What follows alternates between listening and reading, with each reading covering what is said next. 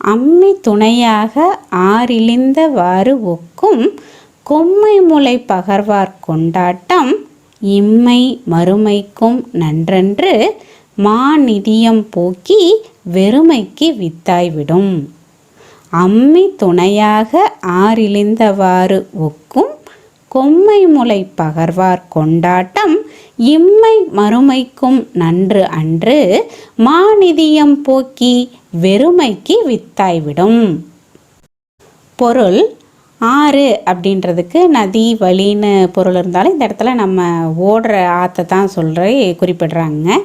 அடுத்தது இழிதல் அப்படின்றதுக்கு இறங்குதல், விழுதல், இழிவுபடுதல், தாழ்தல், வெளிப்படுதல் அப்படின்ற இத்தனை பொருள் இருக்குது. ஆனால் இந்த இடத்துல பார்த்திங்கன்னா இறங்குதல், விழுதல் அப்படின்னு இரண்டையுமே எடுத்துக்கலாம். ஆறு இழிந்தவாறு அப்படின்னா